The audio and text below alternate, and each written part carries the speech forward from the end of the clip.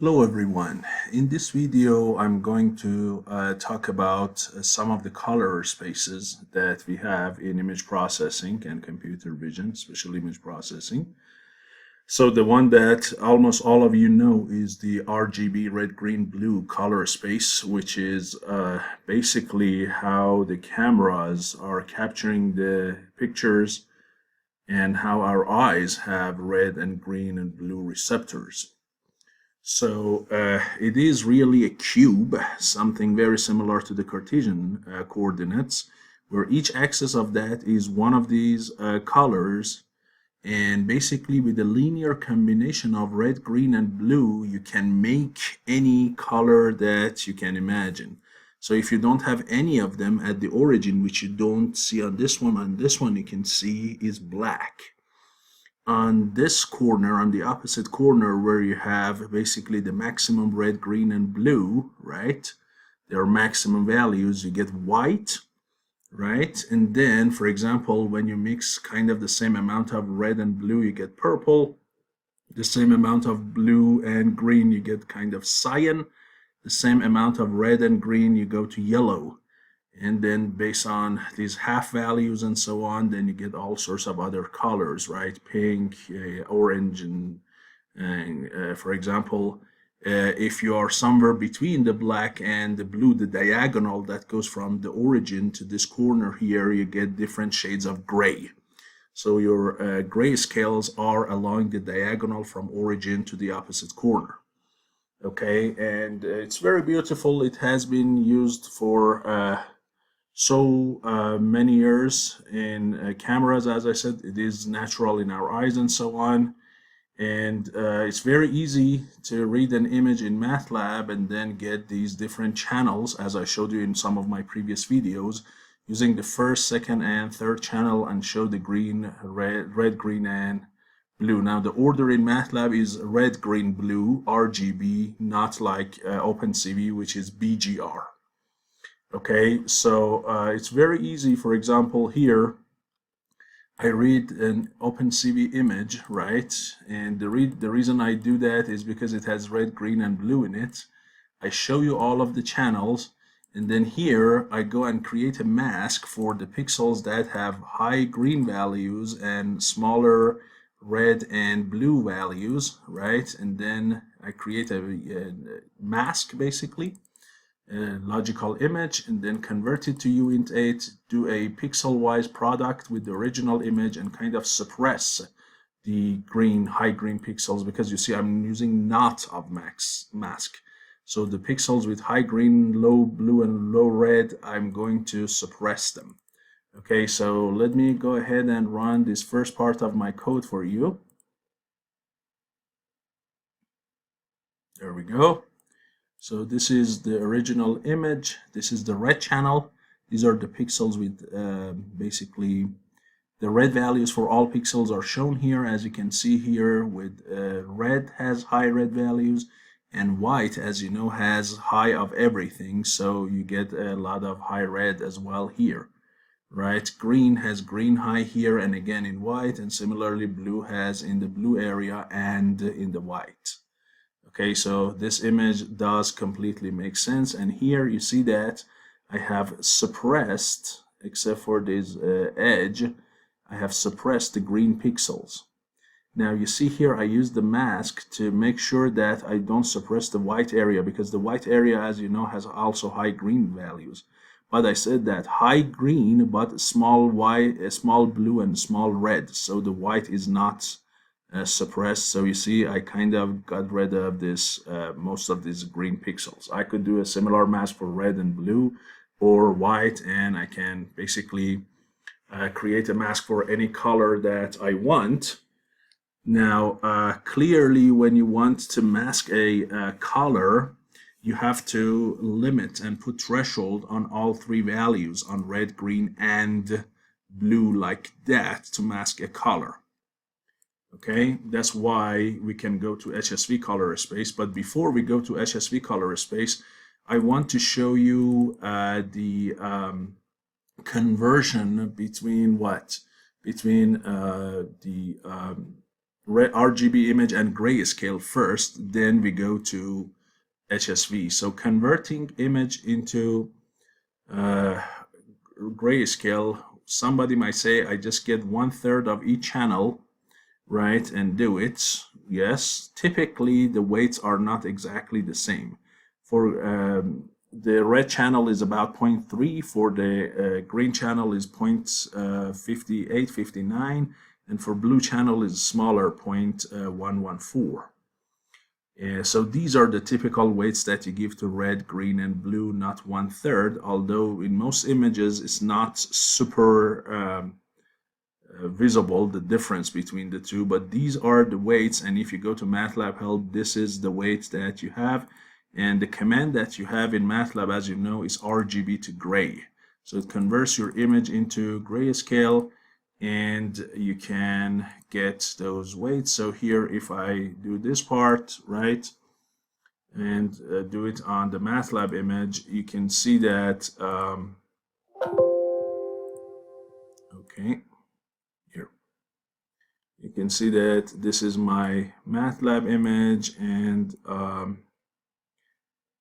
this is the grayscale version of that. Now we don't worry about this because I'm adding some weight for button press, just like I did for my OpenCVs. So I just basically click on any key and it closes the windows for me, and then I can go to the rest of the code, okay?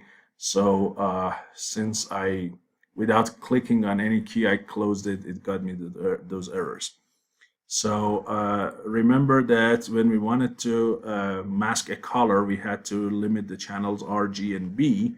So one way to get around that is the HSV color space, and in HSV we separate color or hue from the other aspects, and the color space HSV is kind of spherical, right? It's like a spherical coordinate, not Cartesian, where your hue is like your theta, your polar coord, your angle, your theta, your you might call it azimuth angle. The light intensity or lightness, the V value, we call it value. It's the lightness, okay? It's the light intensity kind of. This guy is like the elevation angle, and then saturation is like the richness of the color. That is your radial distance. So as you go from the center of the sphere, which is black, out, radially out, the color is more and more saturated. So you see that these kind of washed out green are now becoming bright greens, okay? And then the light intensity here at the very, very top is white, and at the very, very bottom is black. So at the origin, it's kind of not as easy as you think. It's not like really, it's a mixture of everything. So origin, let me correct myself. Origin is not like the origin of the RGB, which is black. Here, your white is at the North Pole and black is at the South Pole. Okay, and this up-down does not necessarily mean anything, okay? But as you go in this way, so the center at origin, if in terms of lightness, is kind of the mid-value, okay, somewhere between black and white. In terms of saturation, it's at the very lowest, which is going to make it like black, right? And then this azimuth angle is your color, okay? So you start at one color, and as you go throughout the circle, the colors will change. You start from red and go to purple, pink, purple, blue, cyan, green, yellow, orange, and go back to red. Okay, so really, hue is like an angle, and the light intensity actually looks like an angle too, and saturation is like a radial distance. Now, mathematically, how would you calculate this HSV from RGB values? The way to go is given by these equations, the first thing you do, you divide R, G, and B to their maximum of 255, assuming that you're using U int 8 images. You get R prime, G prime, and B prime, which are normalized between 0 to 1. Their maximum value, you call it Cmax. Their minimum value, you call it Cmin. And the difference between Cmax and Cmin, you call it delta. So now, if the Cmax was R prime, the hue is 60 degrees times G prime minus B prime divided by delta mode of 6. Right? Then hue is what? 60 degrees times B prime minus R prime divided by delta plus 2 if Cmax was G prime, and if it was B prime, 60 degrees times R prime minus G prime divided by delta plus 4. And of course, if delta was 0, which means max minus mean was 0, then hue is 0. Okay, so it depends on which one of these numbers you are going to get at any pixel, how much RGB you have. You calculate the primes, you calculate Cmax, Cmin, delta, and using this formula, you calculate hue. What about saturation? Saturation is delta over Cmax. If Cmax is not 0, if it's 0, then it's 0. And value is simply Cmax. Okay, right? So if I just want to show you some numbers here. So for example, if the numbers are what? Let's say at yellow, 255, 255, 0. Right? Or let's use any, that's okay. I mean, let's use this guy. So if we divide by 255, you get 110, right? So it's going to be R prime 1, G prime 1, B prime 0. Cmax is going to be 1, Cmin is going to be 0, delta is going to be 1, right? Now here, which one would you use out of these two formulas? Because the max could be R prime or could be G prime. Remember, both of them are 1. So if we go with the second formula, what would you get? G prime minus B prime, 1 minus 0, divided by delta, which is 1. 1 mode of 6 is 1, times 60 degrees, that's 60 degrees. If I go by the G prime, which is basically, the second one was max, then B prime minus R prime divided by delta, well, B prime minus R prime is 0 minus 1 divided by 1, that's negative 1. Negative 1 plus 2 is positive 1. Positive 1 times 60 is another 60. So you see, it doesn't matter whether I use the first one or the second one or the third one, the answer is 60 degrees. Okay, and you can see that here that it is 60 degrees. And Cmax is not equal to 0. Delta over Cmax, remember Cmax was 1, delta was 1, so saturation is full 1, right, or 100%. And then V is 1 or 100%, therefore the value also is 100%. So you see, I went from 255, 255, 0 to 60 degrees, 100%, and a 100% here. Okay, and if you start at red, you see that yellow, and you go counterclockwise, you see that yellow is at 60 degrees with respect to the red. Okay, so if the hue for red is 0, then 0 degrees. For yellow, it is going to be what? It is going to be 60 degrees. And you see that for red, it is 0. Okay, now, in MATLAB, the question is, do you get an angle for hue? The answer is no. MATLAB converts them into numbers, but how do you do that? So here, let me show you. So hue changes from 0 to 1, whereas it goes from 0 to 1, the color goes from red to orange, yellow, green, cyan, blue, magenta, finally back to red. So hue of red is 0 degrees, and as you go up, linearly proportional to the angle, going back all the way to the 1, right, you go back again to red. So hues that are very close to 0 or very close to 1, those are red. Those are the beginning and the end, right? So you start here and go back and come back here. So this beginning is 0 and you go all the way back. The end is also what? 1. So for example, for cyan, you expect it to be about what? About half, right? or for yellow it's 60 degrees over 360, so it's going to be 1 over 6, or like 0.16, 0.17 for yellow, right? For, let's say, this blue is probably half plus yellow, so it's like 0.66, 0.67, and so on. Okay, so you see that how you go about showing you divide the angle by 360 basically, right? You divide the hue by 360 to get the number in MATLAB. Saturation, also 1 is between 0 to 1. 1 is maximum, and that's 100%.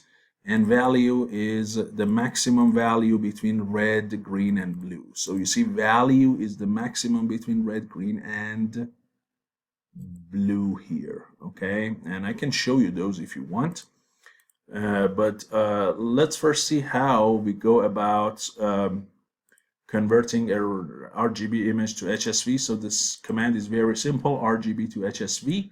So here I read an image, convert it to HSV, and I can show you the hue channel, which is channel 1, the saturation channel, channel 2, and the value or the light intensity channel, channel what? Channel 3.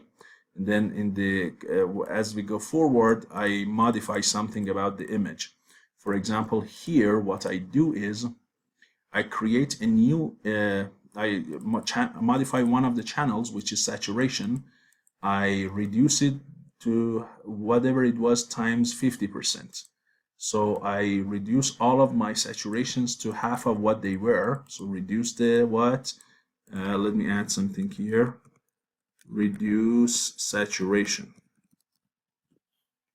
right? And then when I change that channel 2, now I change my HSV image back to the RGB. So how can I go back from HSV to RGB? My command is exactly opposite of this. It's called HSV to RGB. So you convert your HSV image to RGB, where now the saturation channel has been reduced. And now you show this image with reduced what? Saturation. So if I show you this part, look, this is the original image. This is the hue channel. And as you can see, that is very interesting. Let me show you this. These kind of red pixels here, they have small values close to 0. And then as it goes around that circle and comes back to these areas, look, now they are very what? High values. And that's kind of this area here. So in this area, you have close to 1. In this area, you have close to 0.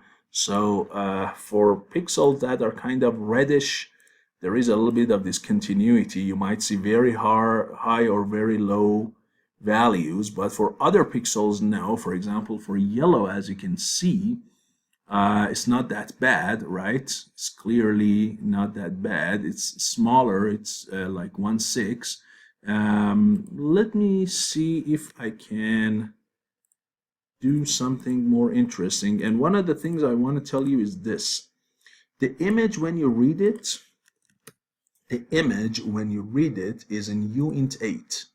But when you convert it to HSV, it is going to be double.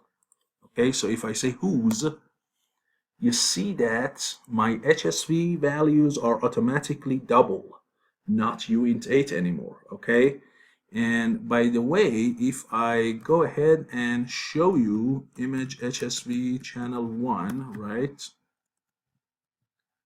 and I say what is the maximum of H, you see that it's about what?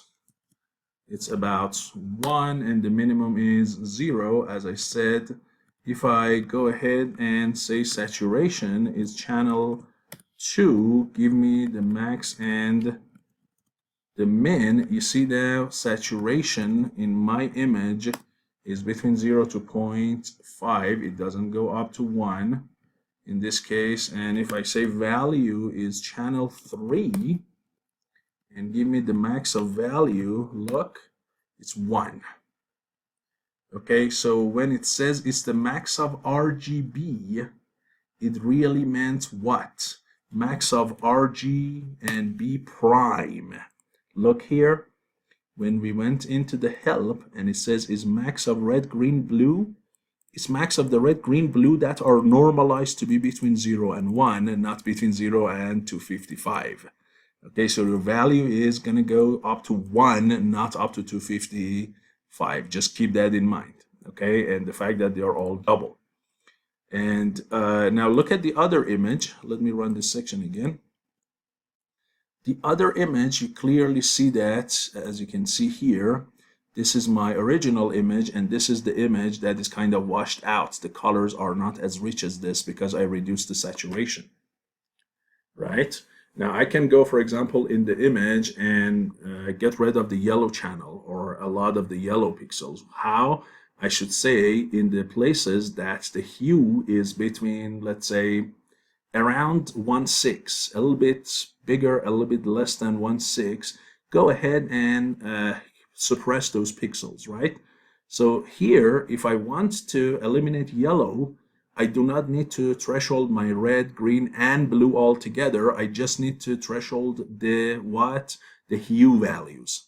So let's add something to this just for the sake of experiment. Okay, so here I added something, and about the 1/6, right? I added 0.05 and minus 0.05 and said all of the hue values that are less than the yellow plus 0.05 and bigger than yellow minus 0.05. So hopefully I'm grabbing the yellow region, right? Now this value you have to play with and create a mask, and then use not of that mask producted with the HSV image, and this image HSV1 is the RGB to HSV of the original image. So, and here you see I'm converting my binary image or logical image into double, so I can do dot product with the same image. You can never do dot product between images or matrices that are not the same type. And when I change the HSV, I go back to RGB, and now I show the original image and the modified RGB image. So let me go ahead and run this section for you. So you can see the result, right? And this is the result, as you can see. Almost all of my yellow areas. Now here it grabbed some extra erroneous pixels, but and the reason for that is yellow and green are close to each other. So that extra parameter of plus 0.05, maybe I should reduce it to not kill the green pixels, right? But you clearly see to a good extent that just by an upper and lower threshold on yellow, I could almost eliminate all of the yellow pixels, right? So if I want to do a better job, I probably need to add this to maybe 0.4 or 0.3 or something, right? So I do not ruin my green pixels, but this is a tuning thing that you have to do, and hopefully you get it right. So you see now that is quite a bit better. A lot of the green pixels that I eliminated now are back, and you see that I could eliminate a lot of yellow pixels. Now there is some orange left. Of course, these are orange, not really yellow, but you see that I can easily suppress some specific color. And all I need to do is really by limiting one channel, which is hue, okay, as opposed to limiting several channels. So what else do we have? So in addition to this, and here are some images that you can see where some of these channels are changed. So you can change, for example, the hue, right? Or you can change the saturation, or you can change the lightness, or all of them together. You can do something like that in Photoshop, but here my goal is really to show you code in MATLAB. Now, one of the important things about RGB, and also to a little bit some extent HSV, is that these channels are not perfectly uncorrelated. Really, in natural images, they are correlated together. And when we use them for sources of information in computer vision and machine learning and so on, we really do not want to have a ton of correlated data, right? We want to minimize the amount of correlation in data. That's one of the things we do, is like use PCR and so on. So are there color spaces that the colors channels are not correlated? One such color is called YCbCr, which is created by a linear transformation from the RGB with these coefficients. Now, of course, you have to add some numbers to your CB and CR. You have to add some extra numbers to them, so it's not perfectly linear. There is some extra constants, and this is the backward or inverse transformation that you can do, but this is really the YCbCr, where Y is like the luminance, and CB is the blue yellow, and CR is the red greenish chrominance component. And these CB and CR are kind of close and related to the later when we talk the LA star B star channel, which is one of the most famous ones. This A star and B star, in their meaning and their appearance, they are kind of related to this CB and CR, or similar to them. So if you want, I don't think there is a command directly from RGB to YCbCr in MATLAB, but writing these is not the hardest thing in the world. So if you want to code it, I'll show you that it's very simple. So here I extracted the first, second, and third channel of the RGB image, called them RGB, and then I wrote those equations, got YCbCr. And the important thing is, as I said, ideally these, as you can see, red versus green, green versus red, blue versus green, red versus blue, they have a good amount of correlation. But if you plot one of these channels versus another one, you see that it's mostly like a vertical or a horizontal direction, which means that there is not too much of correlation. Okay, now I want to investigate this, so I'm trying to generate something similar to this for the image Lena. So here I read the image Lena, and I created my YCbCr, and then I'm plotting the entire values of R. So here I'm vectorizing them and plotting them. So if you do that, this is the result that you will get, right? And as you can see, it's not 100% that way. I mean, you clearly see RGB, they are correlated. But if you look here, CB and Y also are a little bit correlated, okay? But you kind of see that CB and CR and Y and CR are not specifically big time correlated. Specifically, CB and CR seem to be relatively off from each other. Okay, so it depends on the image, and this relation is not really a unique relation that you can trust in all images. I mean, that's the formula that we use, but in reality, these diagrams and these coefficients that they found are not going to work perfectly for all images, right? So now if I change that image to maybe image parrots instead of Lena, is that going to give me any different results? So let's go ahead and see. Maybe that is more natural image than a single person. And maybe, right? Maybe again you can clearly see this kind of lack of correlation between CB and CR. This time again, Y and CR are not big time correlated, but CB and Y still seem to be a little bit correlated. It's not as bad as these guys, but you clearly can see that it's not perfect, although it might work. So this is for YCbCr now.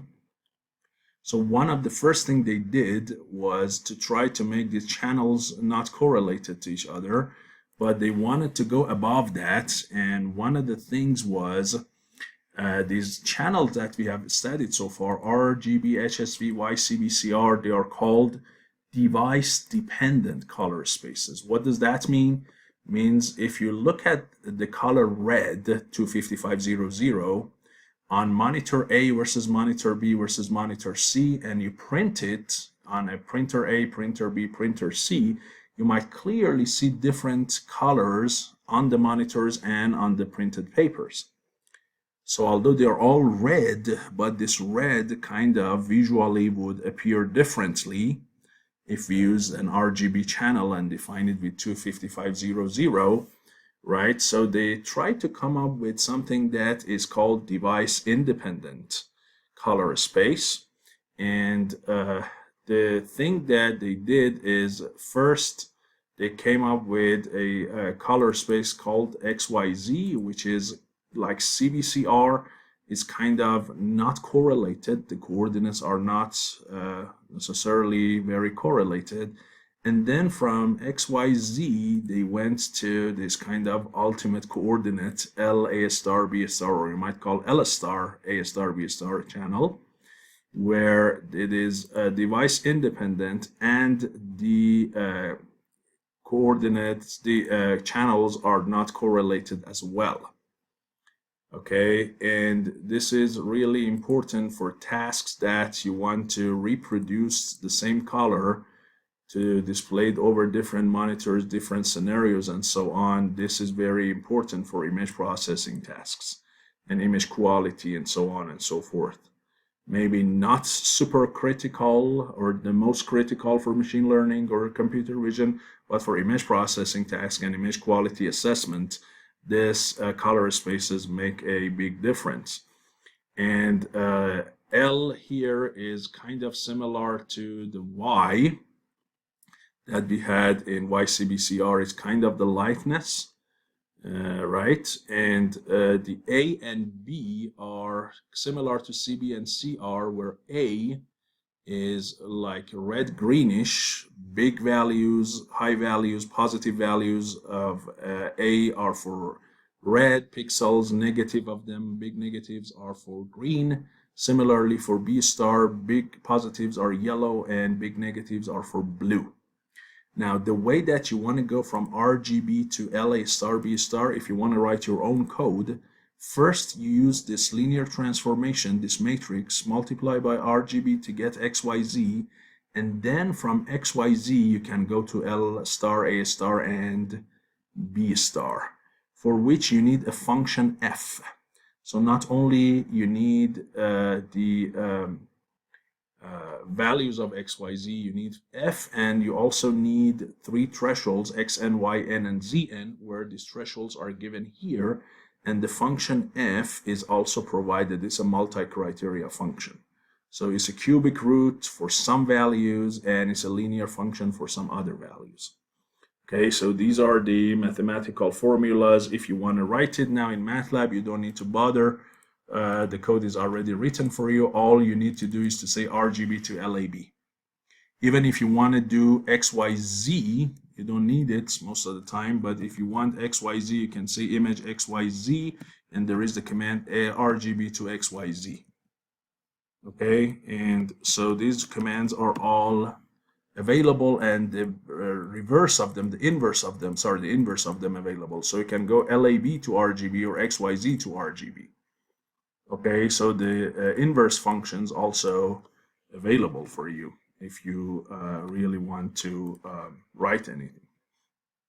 So here I convert my image into LAB, and then I show you the original image, which is the parrots, as well as the L or L star really channel, and A star and B star, right? So let me show you this channel as well. There we go.